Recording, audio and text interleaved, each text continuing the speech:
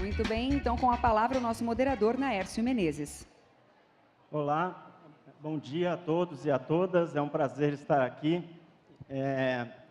Eu sou professor de economia, uma área muito citada na última sessão, professor do INSPER e da USP, e eu coordeno o grupo de cientistas do Núcleo Ciência pela Infância.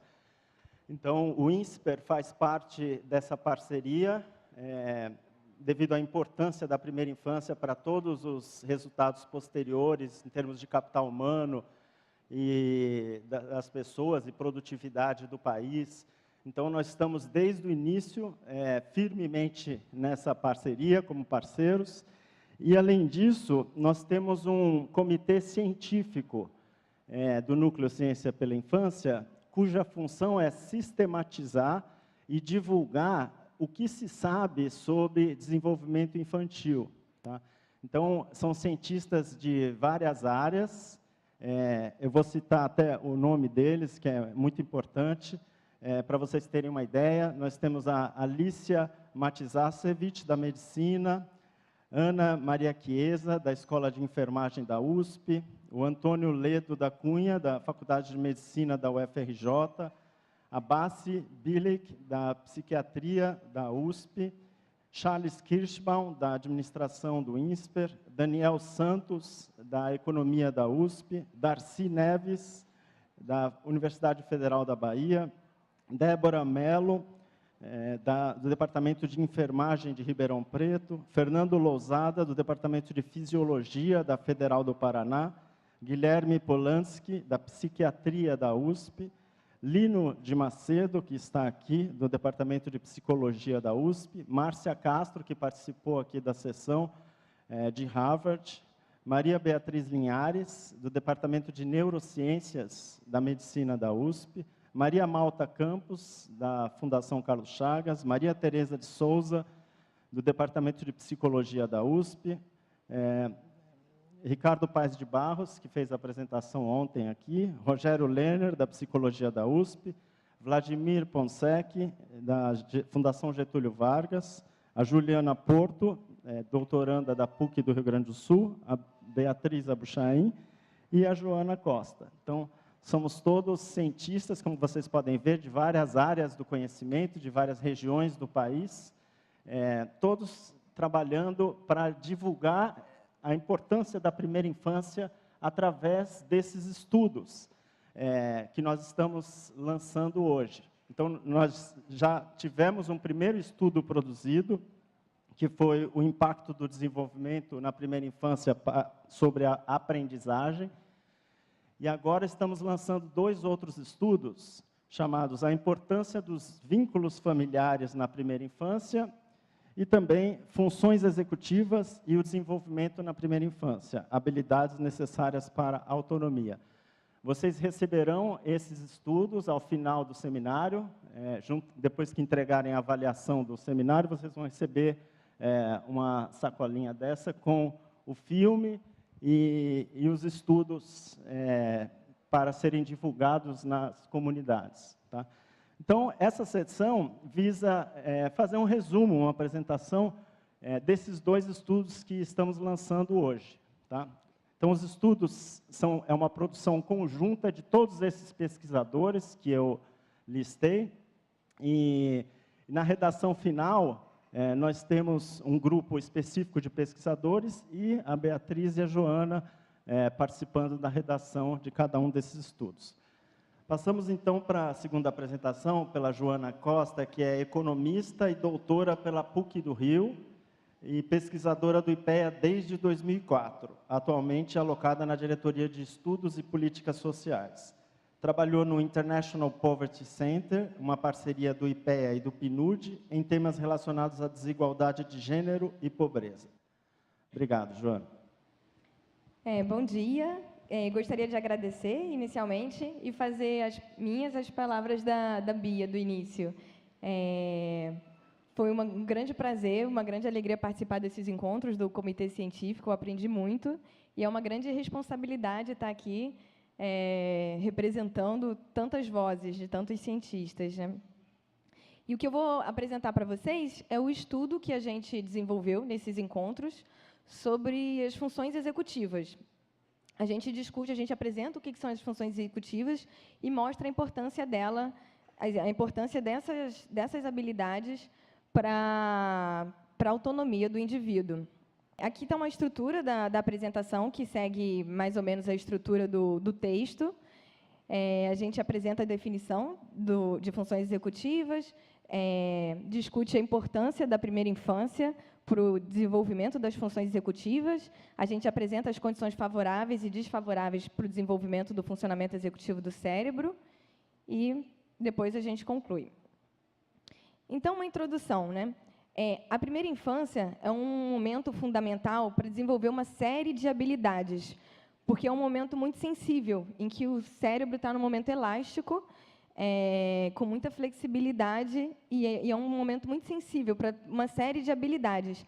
Entre essas habilidades, destacam-se as funções executivas. As funções executivas, só para vocês entenderem inicialmente, antes da gente partir para uma definição mais científica, tem uma analogia que é bastante utilizada para explicar o que é o funcionamento executivo do cérebro. E é uma analogia com o aeroporto.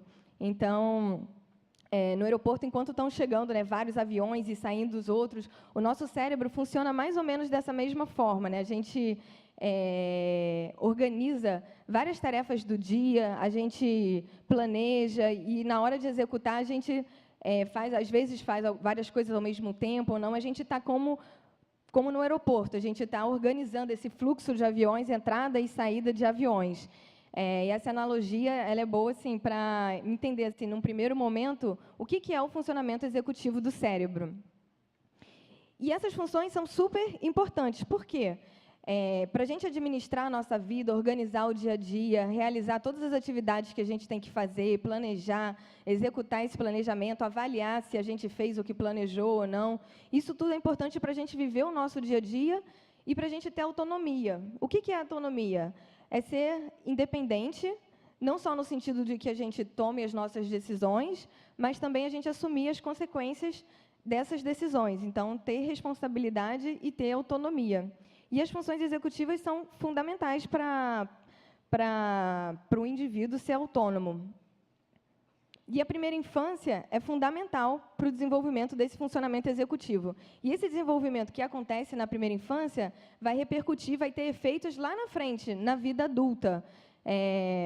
Tem estudos que relacionam que indivíduos com um bom desenvolvimento das funções executivas na infância, na vida futura, na vida adulta, são indivíduos que têm um melhor desempenho na vida acadêmica, na vida profissional, têm uma menor probabilidade de se envolver com comportamentos de risco, de drogas, crimes.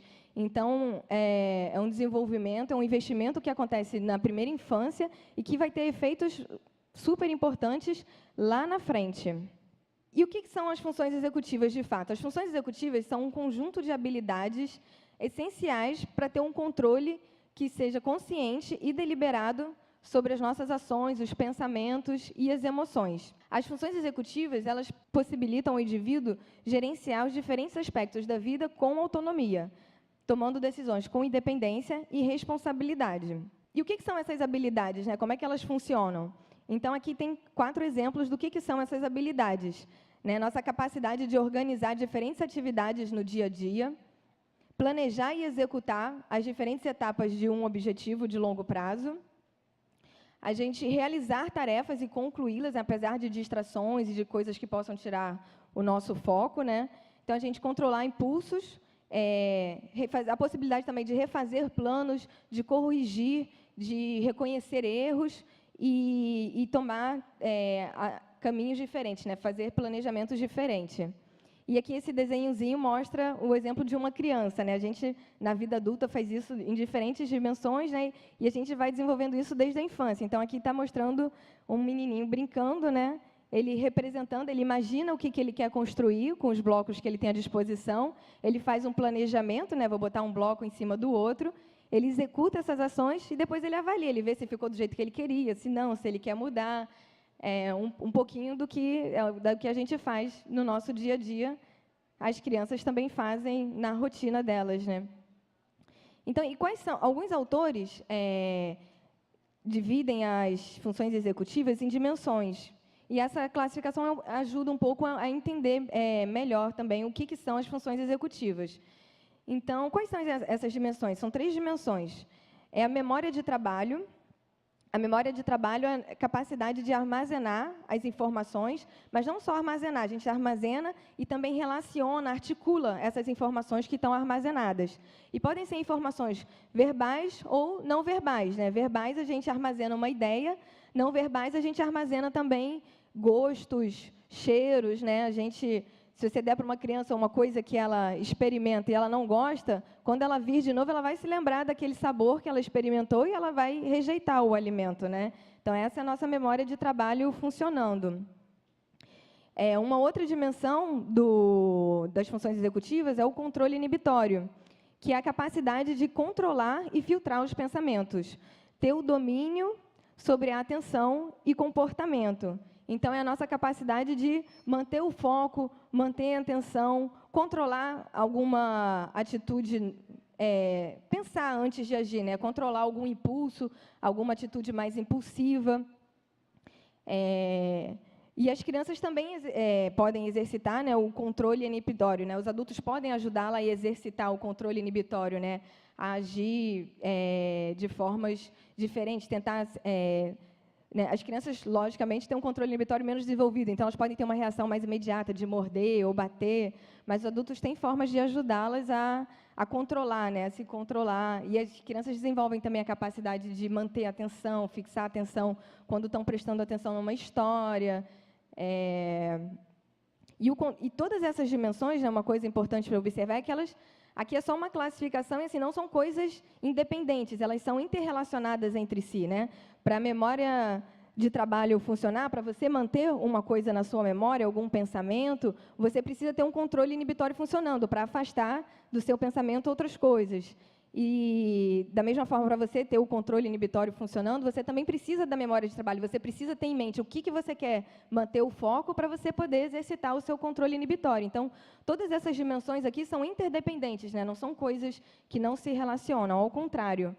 E a outra dimensão das funções executivas é a flexibilidade cognitiva, que é a capacidade de você mudar de perspectiva no momento de agir e pensar. Então, é a possibilidade de você considerar diferentes ângulos na hora de tomar sua decisão. Num contexto da criança, né, é a capacidade que a criança desenvolve de, ao realizar uma brincadeira, tentar diferentes estratégias para chegar àquele fim, ou então, num momento de conflito com algum amiguinho, tentar diferentes estratégias para tentar resolver aquele conflito. E a flexibilidade cognitiva também depende, né, novamente, depende das outras dimensões, né? Você precisa da memória de trabalho, do controle inibitório para você ter essa capacidade de mudar de perspectiva no momento de agir e de pensar.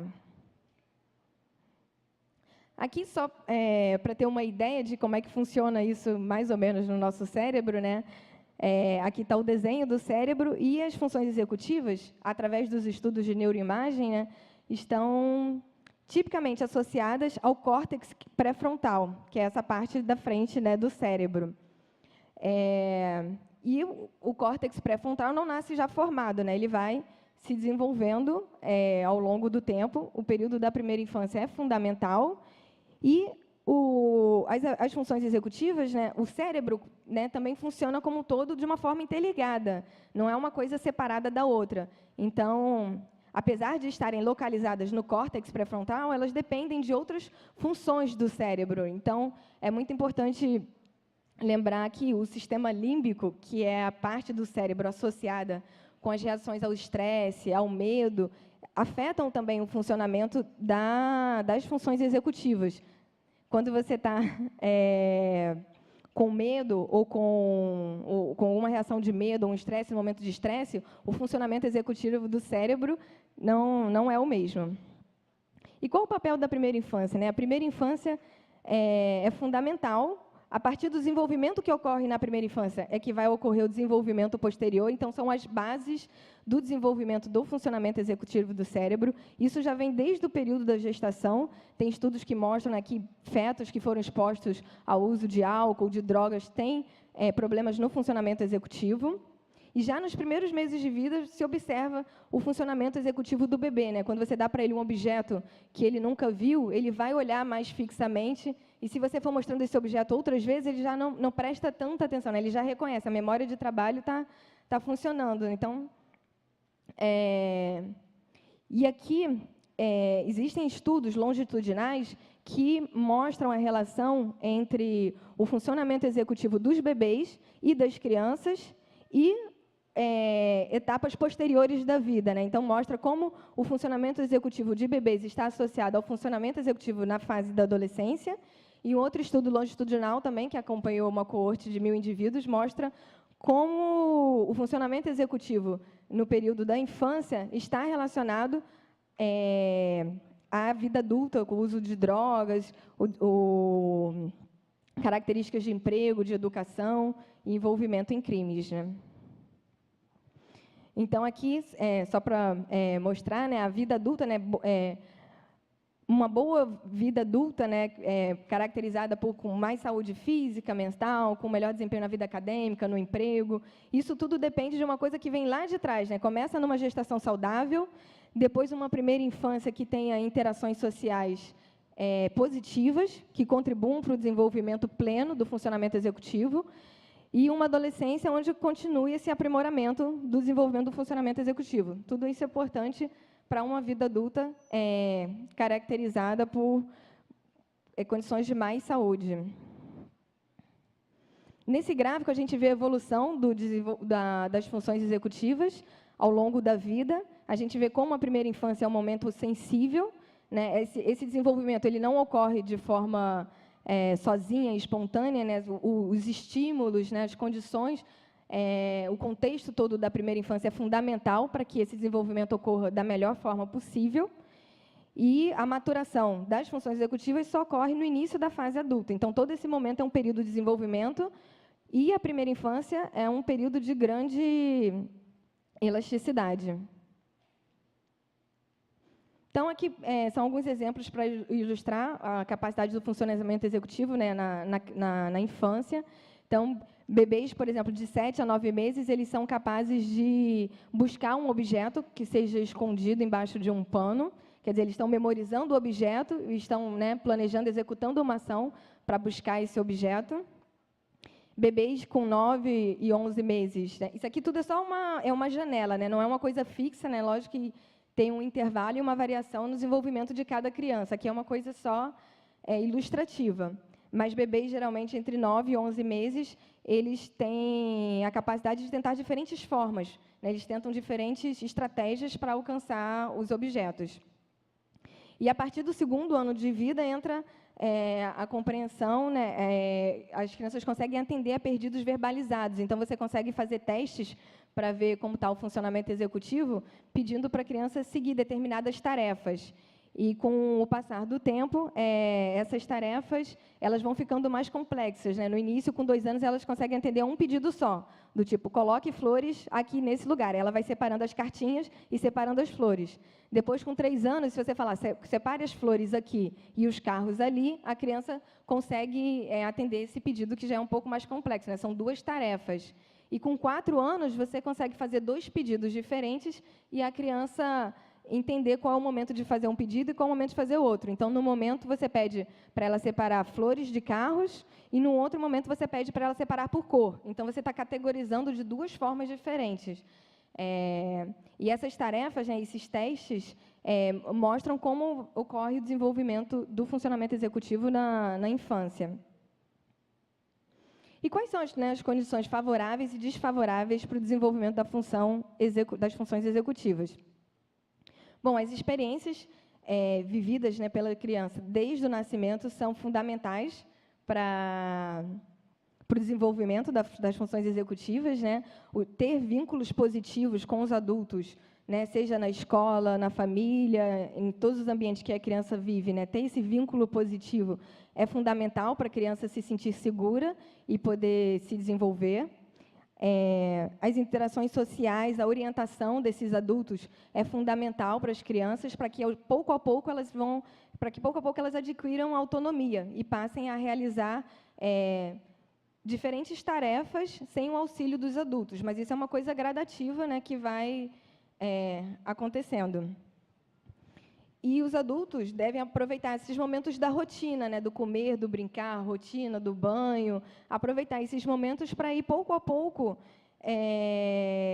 passando para a criança essas pequenas responsabilidades, né, a criança ir adquirindo autonomia e desenvolvendo, lapidando o seu funcionamento executivo. Mas, para isso, os adultos eles devem ser sensíveis e atenciosos, né, respeitando a individualidade de cada criança. E também é importante que os adultos não tratem as crianças como se elas já devessem estar totalmente desenvolvidas e autônomas, mas também não vão para o outro oposto, que é tratar as crianças como se elas não tivessem capacidade nenhuma de desenvolver o funcionamento executivo. Então, você não pode estar nem no extremo nem no outro. Você tem que ir, pouco a pouco, estimulando as crianças e vendo como elas reagem. Então, exemplos de atitudes positivas dos adultos é explicar as razões de determinadas ações ou proibições, né? Explicar para as crianças por que tem que guardar brinquedo, por que não pode botar o dedo na tomada. Isso ajuda elas a memorizar, a desenvolver, né, a entender por que isso. Os adultos também podem fornecer estratégias e ferramentas que ajudem no funcionamento executivo. Então, podem fornecer, por exemplo, quando a criança tem um programa curricular, que quando a criança fica mais nervosa, assim, eles desenvolveram uma estratégia da criança adotar a forma de tartaruga. E aí eles ensinam as crianças a adotar essa forma de tartaruga e a pensar antes de agir. Então, pouco a pouco, as crianças... Essa é uma ferramenta, é um exemplo de ferramenta, mas poderia ser outra, né? Os adultos podem desenvolver ferramentas e estratégias para ajudar as crianças no controle do funcionamento executivo. A narração de histórias também é um outro exemplo de atitude positiva, né? Conforme você narra uma história, a criança vai desenvolvendo a capacidade de memorizar os fatos e relacioná-los. Existem alguns programas avaliados que estão associados, né, que encontram efeito no desenvolvimento do funcionamento executivo. Então, tem programas que envolvem atividades físicas, programas de treinamento em jogos específicos no computador, tem mudanças curriculares em escolas onde foi verificado o efeito sobre o desenvolvimento do funcionamento executivo das crianças.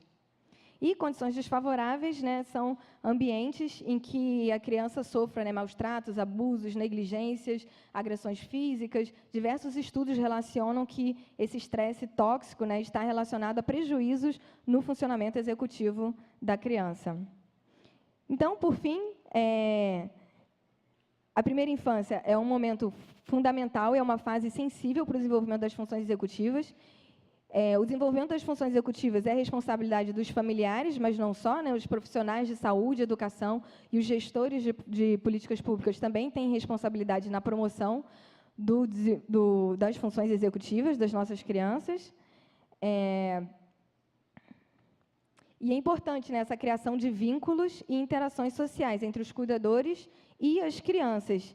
E é importante também a gente ter mais pesquisas para identificar exatamente quais tipos de intervenções, em que momento na vida da criança, qual a duração do efeito dessas intervenções. Tem muita coisa ainda para ser pesquisada, e principalmente com dados brasileiros. Desculpa que eu me estendi aqui um pouco no tempo. Quem quiser saber mais, o estudo, né, vai estar à disposição depois. A leitura é bem prazerosa.